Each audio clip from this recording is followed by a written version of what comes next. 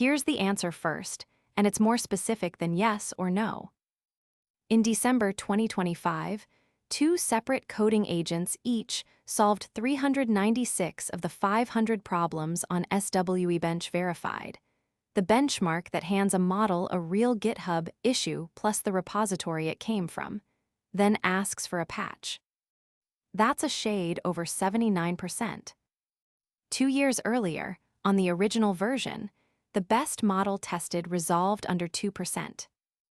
So the machines got very good, very fast at one thing. Then a team at Scale AI rebuilt the test on private company codebases the models could not have seen, and published the results in September 2025. The best score there was 17.8%, from a model that was clearing 70% on the public benchmark at the time. Same systems, one change of venue, more than 50 points gone. Everything worth saying about programmers, and AI lives inside that gap. Start with what the benchmark measures, because the number gets quoted far more often than the definition. A Princeton-led team, with Carlos Jimenez and John Yang as first authors, published SWE-bench in October 2023. They pulled 2,294 real issues, and their matching pull requests out of 12 popular Python projects, then framed each as a job. Here's the report, here's the repository, make the hidden tests pass. Claude 2, the best model they tried, resolved 1.96%. A subset of 500 samples, each checked by a human for quality, later became SWE-bench Verified, and the coding scores that make headlines now sit on those 500 problems. Passing the hidden test is the entire definition of success there. In October 2024, researchers led by Riem Alethan audited the winning patches. They found 32.67% were solved with the answer sitting in the issue report or its comments, and another 31% passed on tests too weak to catch a wrong fix. Filter both out and the agent then topping the leaderboard, SWE agent driving GPT-4, fell from 12.47% to 3.97%. Then, in June 2025, a team led by Shanchao Liang published the SWE-bench illusion. Models could name the buggy file from the issue text alone, with no repository access, up to 76% of the time, against 53% on projects the benchmark never touched. The model wasn't reasoning. It remembered. So what happens on software the models can't have memorized? Scale AI's answer, SWE-bench Pro, is 1,865 problems from 41 maintained repositories, 18 of them private codebases the company bought outright from startups. On the open tier, the best system managed 43.6%. On the commercial tier, the floor drops out. Their paper reports Claude Opus 4.1 at 17.8%, GPT-5 at 14.9%, Gemini 2.5 Pro at barely 10%. The authors put the comparison plainly. Roughly 23% on Pro against over 70% on SWE-bench Verified. None of that means the tools don't work. The field evidence is strong. In early 2023, Sita Peng and 3 co-authors published a controlled experiment. 95 professional developers hired through Upwork, split in 2, each building an HTTP server in JavaScript. The Copilot group finished 55.8% faster. A far larger study followed from Zheyu and Cui, Mert Demirer, and 4 colleagues, covering 4,867 developers at Microsoft, Accenture, and an unnamed Fortune 100 firm. Completed tasks rose about 26%, a noisy estimate with a wide error bar, and the biggest gains went to the least experienced. Google ran a trial of its own on 96 in-house engineers and measured roughly 21% less time on task. Then the research nonprofit METR published the study nobody expected. The trial ran through the first half of 2025 and landed that July. 16 veteran open-source developers, 246 real issues, in big projects they had worked on for years. Each issue was randomly assigned to allow AI or ban it. Beforehand, the developers predicted the tools would make them 24% faster. Economists asked to forecast it said 39%. Machine learning experts said 38%. The measured result was 19% slower. And here's the finding that should unsettle you. Afterwards, having lived through it, those developers still believed they'd been sped up by 20%. Two honest bodies of evidence, opposite signs. What separates them? Terrain. The trials that found big gains used bounded, largely greenfield work. METR's participants were experts inside systems they'd spent years learning, where typing was never the bottleneck. QE's team saw the same split from the other side. The less experienced the developer, the bigger the lift. But the perception gap is what travels furthest. Whatever the stopwatch says, these tools feel fast. Speed is only half of what's worth measuring. GitClear analyzed 211 million changed lines of code from January 2020 through December 2024. Copy-pasted code climbed from 8.3% of changed lines to 12.3%. Refactoring, the work that stops a codebase rotting, sank from 25% in 2021 to under 10% in 2024, and copy-paste overtook reuse for the first time in their data. Google's DORA report for 2025 found 90% of respondents using AI and over 80% calling it a productivity gain, and still found adoption negatively related to delivery stability. Faster in, shakier out. Developers aren't confused about this.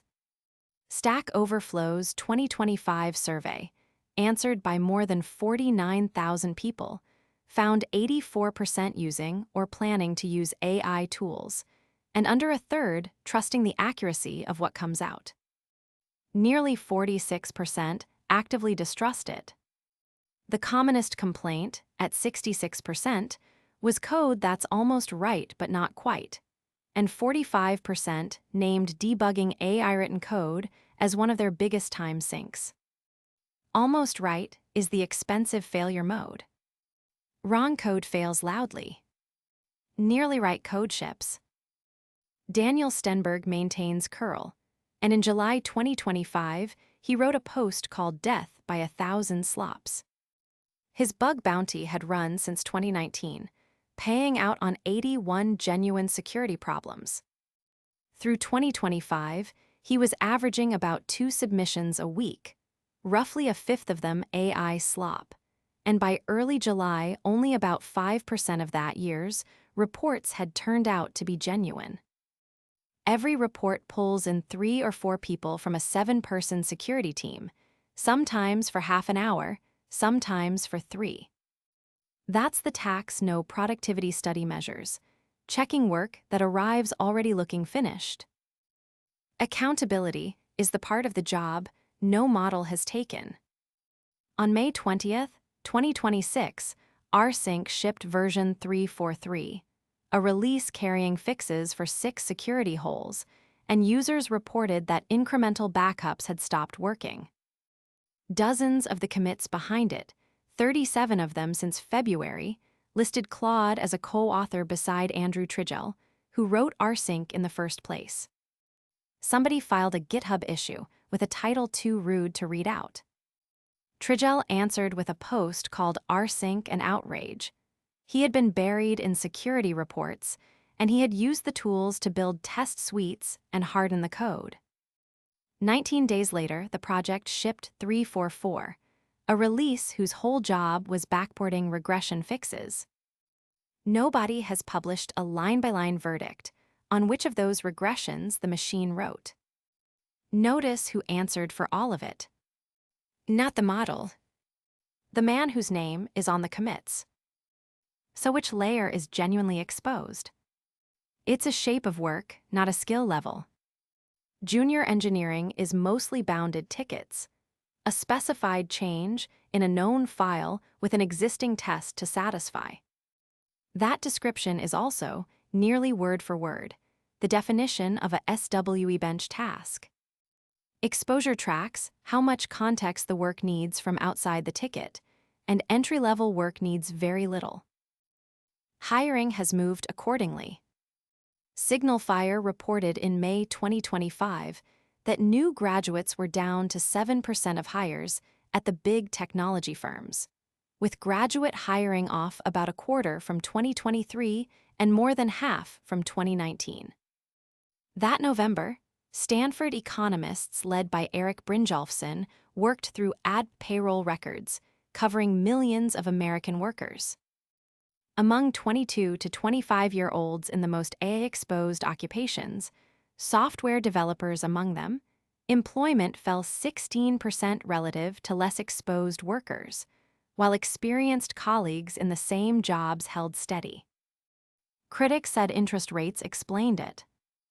In February 2026, the authors answered that AI-exposed jobs are on average less sensitive to interest rates rather than more, while granting that under their tightest, controls the decline only turns significant in 2024. But the software job market has a longer, messier story. Indeed keeps a daily index of job postings, measured against a February 2020 baseline of 100. Software development postings peaked around 233 in late February 2022, then fell off a cliff. By the 1st of November that year, they were down to 155, and ChatGPT wasn't released until the 30th. The collapse started before the product existed. Rate rises and the end of the pandemic hiring binge did that, not language models. The shape since is harder to wave away. Postings bottomed near 61 in May 2025 and had clawed back only to about 75 by late July of 2026, while postings across the whole American economy sit a couple of points above their 2020 line. The rest of the market found its way back. Software hasn't. The profession hasn't emptied out, mind you. Payroll figures from the Bureau of Labor Statistics, the agency that counts American jobs, put employment in computer systems design and related services at 409,500 in January 1990 and about 2.37 million in June of this year. The peak was 2.48 million in March 2023, so the sector sits roughly 4% off its top and comfortably above 2019. That's a plateau after a bubble. It isn't an extinction. Now the historical rhyme, told properly. In 1952, Grace Hopper finished the A0, the program she called a compiler, and nobody would touch it.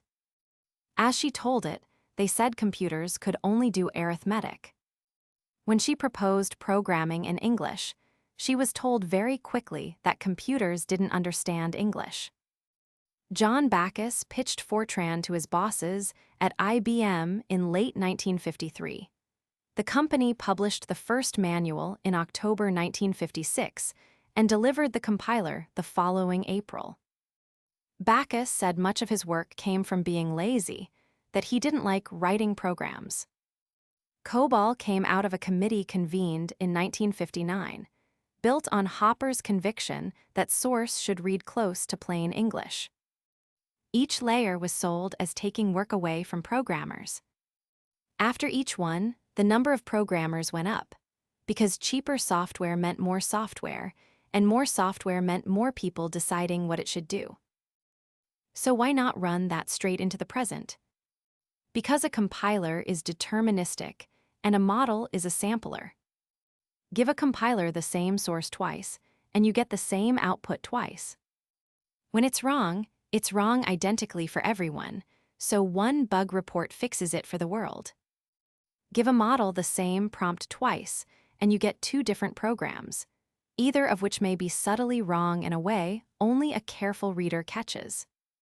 Every previous abstraction let you stop looking underneath. This one asks you to keep looking.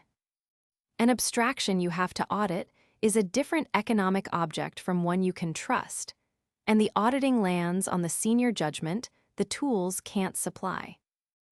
And that's the trap worth naming, because it has nothing to do with this year's benchmark. The bounded ticket is how a junior turns into a senior.